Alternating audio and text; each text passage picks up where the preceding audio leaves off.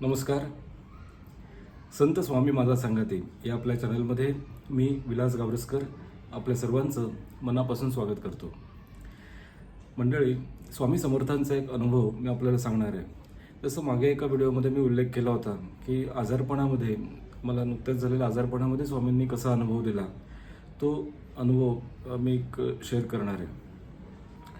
निशंक होई रे मना, निर्भय होई रे मना, प्रचंड स्वामीबळ पाठीशी नित्य आहे रे मना.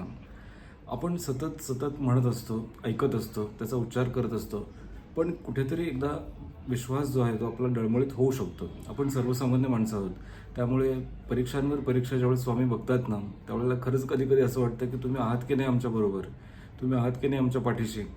आणि स्वामी नेमकं आपल्याला प्रत्यय देतात की भिऊ नकोस, मी तुझ्या पाठीशी आहे. अशाच पद्धतीचा एक अनुभव मला नुकताच आला. बीपीचा एक मोठा अटॅक म्हणूया त्याला आपण आला होता. बीपी शूटअप झाला होता, 260पर्यंत बीपी गेला. आणि त्यावेळेस फक्त आणि फक्त माझ्या डोळ्यासमोर स्वामींचं फोटो डोळ्यासमोर दिसत होता. स्वामींचं नाव माझ्या सतत तोंडात येत होतं. पूर्ण नाव घेणंही मला शक्य नव्हतं, कारण श्वास खूप लागत होता, छातीवरती बरंच दडपण होतं. आणि आपण जसं जमेल तसं फक्त मी स्वामी स्वामी असंच सारखं माझ्या तोंडातून येत होतं. आणि जे काही होईल ते आता तुमच्या मर्जीने होईल असं मला प्रामाणिकपणे वाटत होतं. घरातले सगळे खूप कावरे झाले होते, त्यांचे चेहरे रडवेले झाले होते. काय झाले ते नेमकं कोणाला कळेना. तो बीपीचा एक मोठा धक्का होता हे नंतर चेक केल्यानंतर कळलं. पण सुरुवातीचे 6-7 तास मात्र ॲसिडिटी असेल किंवा मग काही झालं असेल, उलटी केल्यावर बरं वाटेल, असं काहीतरी गोष्टी करून तो वेळ डॉक्टर येईपर्यंत आम्ही काढला. सगळे घरातले खूप काळजीमध्ये होते. काय चाललंय ते कोणाला कळेना, काय होतंय ते कळेना. आणि मला ते सगळं कळत होतं, पण ग्लानी आल्यासारखे होत होते. माझ्या डोळ्यासमोर मात्र फक्त स्वामी होते. स्वामींचं नाव सतत तोंडामध्ये होतं आणि सारखं वाटत होतं की तुम्ही आहात, मला खरंच आता काही काळजीचे कारण नाही. ठीक आहे, आता हा त्रास जो मला होतोय त्याच्या मागे तुमचं काहीतरी कारण असू शकतं, किंवा याला जबाबदारी नंतर पण तुम्ही तारणार आहात. जर हा प्रवास माझा इथेच संपवलात तरीसुद्धा पुढे तुमच्यावर सोपवलेलं असल्यामुळे ती जबाबदारी तुमची आहे, असेही विचार डोक्यामध्ये येत होते. आणि पूर्णपणे मी फक्त स्वामीमय झालो होतो. 11:30-12:15 आमचे फॅमिली डॉक्टर आहेत, त्यांनी चेक केल्यानंतर ताबडतोब ॲडमिट व्हा असं सांगितलं दुसऱ्या हॉस्पिटलमध्ये. मग दुसऱ्या हॉस्पिटलमध्ये गेलो. तिथे तो परत बीपी चेक करून परत ती सगळी यंत्रणा त्यांची कामाला लागली. डॉक्टरसुद्धा खूप कावरे झाले होते, कारण 260 बीपी म्हणजे खूप मोठा होता. खूप ऑर्गन्स फेल्युअर होण्याची शक्यता वाटत होती. त्यांनी तशी ती बोलून दाखवली आणि माझ्या घरच्यांना. आणि त्यावेळेस तर ते अगदीच म्हणजे रडवेले झाले. म्हणजे काय आता बोलावं ते काही कळेना. पण मी मात्र स्वामींचं नाव घेत होतो. आणि घरात कुठेतरी त्यांनाही वाटत होतं की हा स्वामींचं एवढं नाव घेतो, स्वामींचं एवढं नावस्मरण करतो, स्वामी नक्की तारतील, किंवा जे काही होईल ते स्वामींच्या मर्जीने होईल. त्यामुळे सगळेच नामस्मरण स्वामींचं करत होते. 2 दिवसांनी रिपोर्ट आले आणि रिपोर्ट अगदीच नॉर्मल होते.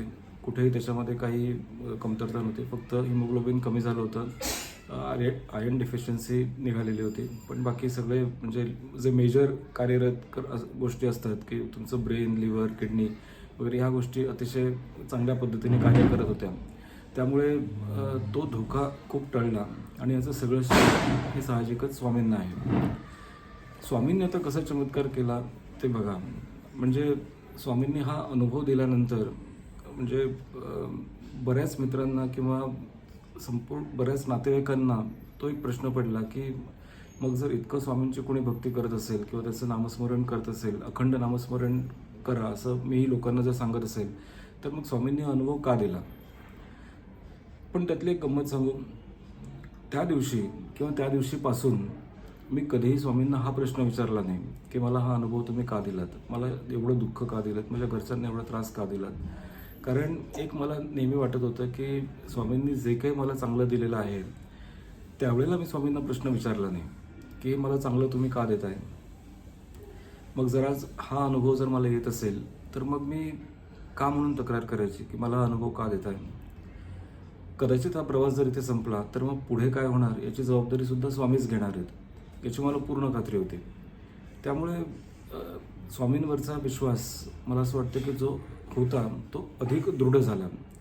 थोडक्यात म्हणजे आपण म्हणतो ना, एखादं वर्बल एक तोंडी आपण एखादा करार करतो, मग तो कागदावर लिहून घेतो आणि नंतर असं वाटतं की अरे नुसतं ते कागदावर लिहून चालणार नाही, तर त्याला स्टॅम्प पेपरवर लिहिलं पाहिजे किंवा त्याला रजिस्टर केलं पाहिजे, तर त्याला एक लीगल एक बॅकग्राऊंड तयार होईल. तर तसं काहीसं स्वामींनी केल्यासारखं केलं. म्हणजे त्यांनी परत मला आश्वासन दिलं की तुला घाबरण्याचं काही कारण नाही आहे, तुला काळजीचं काही कारण नाही आहे, मी तुझ्या पाठीशी आहे, तुझे भोग काही संपणार नाहीत. हे खरं आहे. प्रारब्ध आपलं काही चुकत नाही, जे आपलं आहे त्या पद्धतीने करतं, पण त्यातून तरण्याची जी काही मुभा आहे मी तुला 100% ती देईन, हे स्वामींनी आश्वासन दिलं. आणि मला हे सांगावंसं वाटतं की स्वामी अशा पद्धतीचा अनुभव नक्की देतात. या चॅनलमध्ये अनेक अनुभव मी स्वामींचे सांगितलेले आहेत. आता हा व्हिडिओ करण्यामागचं मुख्य कारण माझं आजारपण मला लोकांपुढे सांगायचं आहे किंवा ती नकारात्मकता पसरवायची असं अजिबात नाही.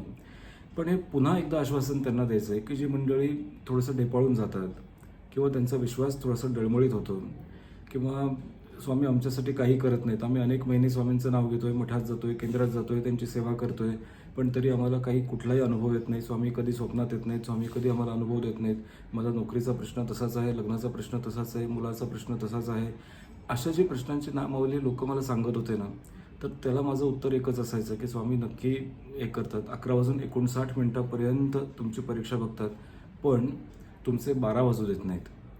आणि ती श्रद्धा तुम्ही ठेवा, तो विश्वास कुठे ठेवा, संयम ठेवा. कुठेतरी संयम हा सुद्धा तितकाच महत्त्वाचा आहे. आणि हे जे मी इतरांना सांगत होतो ते मी स्वतःच्या बाबतीमध्ये ते नंतर म्हणजे मला रिकलेक्ट व्हायला लागलं की मला हे करणं गरजेचं आहे. आणि स्वामींचं नामस्मरण काही केलं मी सोडणार नाही, कारण स्वामी माझ्या पाठीशी आहेत. रिपोर्ट सगळे नॉर्मल आल्यानंतर तर माझं त्याच्यावरचं आणखीनच विश्वास जो होता तो खूप दृढ झाला.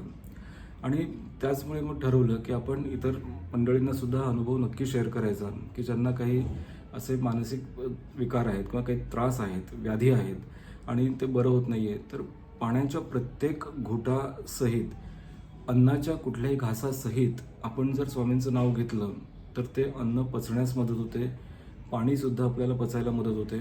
आणि औषध गोळ्या त्यांचं काम करत असतात, पण ते काम 30% 40% होतं. 60% हे तुमचं मन आणि बाकी तुमचं नामस्मरण. दुसरी गोष्ट मला प्रामुख्याने एक अशी जाणवली, म्हणजे माझ्यासाठी तो एक लर्निंग प्रोग्राम होता असं म्हणायला हरकत नाही. हा अनुभव मला स्वामींनी का दिला? ठीक आहे, खूप अप्रिय अनुभव आहे. त्यानिमित्ताने सगळे नातेवाईक भेटायला आले मला, मित्रमंडळी भेटायला आले, कारण सगळ्यांनाच तो आश्चर्याचा धक्का होता की असं कसं काय अचानक झालं. पण मला असं वाटतं की याचं कारण कुठेतरी माझ्याच चुकांमध्ये आहे किंवा ज्याला बिहेवियर आपण म्हणतो. कोविडनंतर जी जीवनशैली झाली होती त्या जीवनशैलीमध्ये जो बदल झाला त्या बदलामध्ये बरंचसं त्याचं उत्तर आहे. नंतर मी रिकलेक्ट करायला लागलो की खरं तर आपण चुकीचं खानपान करत गेलो. 2-3 वर्षापासून वर्क फ्रॉम होम असल्यामुळे बहुतेक बाहेरचा संबंध खूप कमी आला, फिजिकल एक्झर्शन कमी झालं, ॲक्टिव्हिटी लेवल कमी झाली, पण खाणं मात्र तेवढंच राहिलं. प्रोटीनची संख्या खूप जास्त झाली. आपण खरं तर लहानपणापासून ऐकत असतो की प्रोटीन्स मिळाले पाहिजेत, पण ते अति होता कामा नयेत. ते कुठेतरी त्याचं बर्निंग पण झालं पाहिजे, पण ते कदाचित ते होत नसावं. अशा काही गोष्टी होत्या की जिथे मला खरंच ते जाणवलं. रेग्युलरिटी, सातत्य नव्हतं प्राणायामामध्ये, माझ्या योगाभ्यासामध्ये. ठीक आहे, मी श्वासांचे प्रयोग कधीतरी करत होतो, पण त्याच्यामध्ये हे नव्हतं, सातत्य नव्हतं. हे मला जाणवायला लागलं. चुकीच्या खानपानाच्या, झोपण्याच्या उठण्याच्या वेळा, रात्री 3-3, 4-4 वाजता झोपणं, आणि त्यामुळे सगळं स्केड्यूल ज्या पद्धतीने विस्कळीत होतं ते सगळं मला रिकलेक्ट व्हायला लागलं. आणि असं वाटलं की याला खरंच जबाबदार आपणच आहोत, आपण कुणाला ब्लेम करू शकत नाही. दुसरी महत्त्वाची गोष्ट मला शिकायला मिळाली ते म्हणजे आपल्याला भेटणारे लोक, आपल्या नोकरीमुळे किंवा व्यवसायामुळे जी माणसं आपल्याला भेटतात ना, बऱ्याचदा ती खूप ढोंगी, लबाड, स्वार्थी आणि केसांना गळा कापणारं म्हणतो ना आपण, तशा पद्धतीचे असतात. म्हणायला म्हणतात ते की आम्ही खूप स्वामी करतो, आम्ही मठात जातो, केंद्रात जातो, आमच्या घरात कुठलीही नवीन वस्तू आणली तर आधी आम्ही स्वामींना जाऊन दाखवतो, मठामध्ये आम्ही जातो. पण व्यवहारामध्ये, वागण्यामध्ये मात्र त्यांचा प्रचंड प्रमाणामध्ये असंस्कार दिसून येतो. अशी मंडळी ज्यावेळेस आपल्याला भेटतात ना त्यावेळेला, किंवा टॉक्सिक मंडळी असतात, खूप नकारात्मक असतात, ज्याच्यामुळे त्यांच्या सहवासामुळे तुम्हाला खूप त्रास होतो, अशा मंडळींना अंजारण्यात गोंजारण्यात काही अर्थ नाही, हे मला कळायला लागलं. आपल्यावरती संस्कारांचा बुरखा असतो, संस्कारांचा मुखवटा असतो, किंवा आपण ते संस्कार आहेत म्हणून कुणाला दुखवायचं नाही म्हणून, किंवा कदाचित इतरांना मोठेपणा देण्याची आपली सवय असते म्हणून चुकीच्या लोकांना, लबाड धूर्त लोकांना आपण त्यांच्यावरती आंधळा विश्वास ठेवतो आणि त्यांना किती महत्त्व आपण देतो. स्वतःला कमीपणा घेऊन आपण दुसऱ्यांना महत्त्व देतो, पात्र नसलेल्या व्यक्तींना. त्यामुळे सुद्धा बऱ्याचदा टॉक्सिन्स आपल्यामध्ये जमा होतात, त्यामुळे सुद्धा आपल्याला त्रास होऊ शकतो, हे मला नंतर लक्षात आलं. अशा लोकांना आपण अलगदपणे बाजूला जर ठेवलं तर त्यात त्यांना तर काही फरकच पडत नाही, पण आपल्याला मात्र नक्की फरक पडतो. कारण असंस्कारी लोकांच्या सहवासात राहण्यापेक्षा ना त्यांना आपल्या आयुष्यामध्ये स्थान न दिलेलं कधीही चांगलं. चुकीच्या लोकांवरचा विश्वास ठेवणं, त्यांच्यावरती जास्त पद्धतीनं त्यांचं कौतुक करणं, जे डिझर्व करत नाहीत ते, अशा लोकांना आपण थोडंसं बाजूला ठेवायचं. आपल्याला लक्षात येतं की माणसं कशी आहेत किंवा काय ते. आणि हे मला लक्षात यायला लागलं की सातत्यानं माझ्याकडनं अशा चुका होत होत्या. त्यामुळे नकारात्मक किंवा टॉक्सिक लोक, असंस्कारी लोक, ज्यांच्यावर संस्कार नाही आहेत, व्हॅल्यूज किंवा एथिक्स नाही आहेत, अशा लोकांमुळे सुद्धा आपल्याला प्रॉब्लेम येऊ शकतो. तर ते अलगदपणे बाजूला कसे ठेवायचे, तांदळातल्या खड्यासारखं आपण त्यांना बाजूला कसं करायचं, हे सुद्धा मला नंतर त्याच्यातून शिकायला मिळालं. आणि तिसरी महत्त्वाची गोष्ट म्हणजे सातत्य, चांगल्या गोष्टींमध्ये सातत्य. जेथे जातो तेथे तू माझा संगाती, असं आपण म्हणतो. तर स्वामींचं नामस्मरण हे तर चाललेलंच होतं, पण त्याला अनुसरून मग आणखीन वेगळं काय करता येईल, किंवा आपल्या प्राणायामांमध्ये किंवा त्याची गती कशी वाढवता येईल, त्याचा वेळ किंवा त्याचं मर्यादा कशा वाढवता येतील, विस्तृत करता येतील, याचा विचार मी करायला लागलो. आणि मग त्यावेळेस असं लक्षात आलं की हे जर आपण इन्कल्केट केलं आपल्या आयुष्यामध्ये तर खरंच स्वामी म्हणजे आपल्याला असा अनुभव काही मिळणं शक्य नाही. त्यामुळे विचार आपण आपल्याच पद्धतीने करायला पाहिजे. आपल्याच चुका मला स्वतःला जाणवल्या आणि त्या मी या माध्यमामध्ये शेअर करू इच्छितो की आपल्या आरोग्याला आपण कधी गृहीत धरता कामा नये. आपण जे अन्न खातो त्या अन्नामध्ये सुद्धा बऱ्याचदा विचार करणं हे खूप गरजेचं आहे. आपल्याकडे तर तो यज्ञकर्म सांगितलेला आहे, तर त्या यज्ञकर्मामध्ये सुद्धा आहुती आपण कशाची देतो आहे ते सुद्धा तितकंच महत्त्वाचं आहे. जसं आता टॉक्सिक पीपल मी सांगितलं, किंवा नकारात्मक लोक, त्यांच्यापासून आपण लांब राहावं हे सांगितलं. व्यायामाचं सातत्य कायम ठेवलं पाहिजे हेही सांगितलं. निसर्गाच्या सानिध्यात जाणं आणि कुणालाही कुठल्याही गोष्टीला गृहीत न धरणं हा एक सगळ्यात महत्त्वाचा भाग मला त्याच्यातून शिकायला मिळाला. जसं मिर्झा गालिब यांचं पण म्हटलेलं आहे, गालिब उम्रभर यही भूल करता रहा, धूल चेहरे पे थी, आईना साफ करता रहा. आणि त्यामुळे आपल्याला नेमकं कळत नाही की आपल्या बाबतीत काय घडलं किंवा माझ्याच बाबतीमध्ये असं का घडलं आहे. ही उत्तरं ज्यावेळेस मला मिळायला लागली ना त्यावेळेस मी स्वामींचे परत मनापासून आभार मानले आणि सांगितलं की स्वामी तुम्ही मला धडा दिलात त्याबद्दल खरंच तुमचे आभार आहेत. स्वामींना मी कधीच तक्रार करत नाही. ठीक आहे, स्वामींशी संवाद साधतो मी. माझ्याकडे स्वामींचा फोटो आहे, कदाचित फ्रेममध्ये तुम्हाला मागे दिसत असेल. मी रात्री अपरात्री कधी झोप आले नाही तर मी त्यांच्याशी बोलतो, गप्पा मारतो, त्यांच्याशी संवाद साधतो, त्यांच्याजवळ मी रडतो. पण स्वामींना नेहमीच मी ॲक्नॉलेज करतो की त्यांनी जे चांगलं दिलेलं आहे ना ते त्यांच्या कृपेमुळे झालेलं आहे किंवा त्यांच्यामुळेच झालेलं आहे. त्यामुळे एखादी मनाविरुद्ध जर गोष्ट घडली तर मग त्याला मी माझ्या बाबतीत असं का केलं स्वामी असा प्रश्न नक्कीच विचारत नाही. या अनुभवामुळे स्वामींवरची श्रद्धा माझी खूप दृढ झाली. सगळीच मंडळी भेटायला आली. आपले काही फॉलोअर्स आहेत ते व्हॉट्सॲपवरून, ईमेल्स करून, फोन करून त्यांनी माझ्यासाठी प्रार्थना केल्या, मला शुभेच्छा दिल्या. ह्या सगळ्याच लोकांचे, मंडळींचे मी मनापासून आभार मानतो. आपल्या माणसांचे आभार मानायचे नसतात असं काही लोक म्हणतात, पण मला ते पटत नाही. आपल्या माणसांना आपण गृहीत का म्हणून धरायचं हा प्रश्न मला नेहमी पडतो.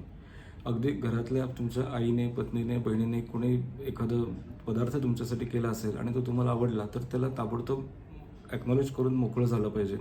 वाट बघण्याचं काही कारण नाही. आपली माणसं आहेत म्हणून त्यांना वाटेल तसं आपण हे करायचं हे सुद्धा बरोबर नाही. त्यामुळे आज सगळ्यांचेच मी जाहीर आभार मानतो. ज्यांनी प्रार्थना केल्या त्यांच्या सदिच्छांमुळे, त्यांच्या प्रार्थनेमुळे आणि स्वामीच्या कृपेमुळे खूप काही गोष्टी घडल्या, चांगल्या घडल्या. आणि मुख्य म्हणजे मला स्वतःला अंतरंगामध्ये डोकावता आलं की कुठल्या माझ्या चुकांमुळे कदाचित मला असं फटका बसू शकतो. स्वामींनी जे काही केलं आहे ते खरंच उपकारच केलेले आहेत आणि बरेच अनुभव चांगले दिलेत. त्यानंतरचे सगळे रिपोर्ट्स खूप नॉर्मल आले. आता ही परिस्थिती खूप चांगली आहे. तर म्हणूनच हा व्हिडिओ करण्याचा उद्देश असा आहे की ह्या सगळ्या मंडळींना मला सांगायचं आहे की तुम्ही विश्वास ठेवा, संयम ठेवा, श्रद्धा ठेवा. ही प्रचंड महत्त्वाची गोष्ट आहे. ठीक आहे, मी हे मान्य करतो की आपण ढेपाळतो, आपल्याला नको वाटतं, पण त्याला इलाज नसतो. संगीतामध्ये जसं मिंड हा प्रकार असतो, म्हणजे एका नोटवरून दुसऱ्या नोटमध्ये जाण्यासाठी एक छोटा ब्रिज तयार केला जातो बेमालूमपणे आणि ऐकणाऱ्याला तो आनंद अधिक चांगला मिळतो ना. तर तशा ह्या मधल्या ज्या जागा आहेत आपल्या आयुष्यामध्ये, आपल्या कर्मयोगाच्या मध्ये, त्या सगळ्या अध्यात्माने, सत्संगाने आणि स्वामींच्या नावाने आपण जर किंवा गुरूंच्या नावाने जर भरत गेलो ना, तर खरंच आपल्या आयुष्यामध्ये न्यून किंवा कमतरता अशी काही राहणार नाही. सुख आणि दुःख या एकाच नाण्याच्या दोन बाजू आहेत, पण खूप त्या गोष्टी म्हणजे वेगवेगळ्या आहेत. वेगवेगळ्या म्हणण्यापेक्षा मनासारखं झालं की सुख किंवा मनाविरुद्ध झालं की दुःख असं काही नाही. आपल्या मनावरच्या त्या गोष्टी आहेत, पण या सगळ्यावरती स्वामी 100% तुमचं निराकरण करतात, शंकांचं निराकरण करतात. तुम्ही जे काही गुरु केलेले असतील त्यांच्यावरती असेच श्रद्धा ठेवा, विश्वास ठेवा आणि मुख्य म्हणजे संयम ठेवा. तुमचे गुरु सदैव तुमच्या मदतीला नक्की धावून येतील. पुन्हा नवीन विषयांसह नवीन व्हिडिओमध्ये भेटूया. तोपर्यंत नमस्कार.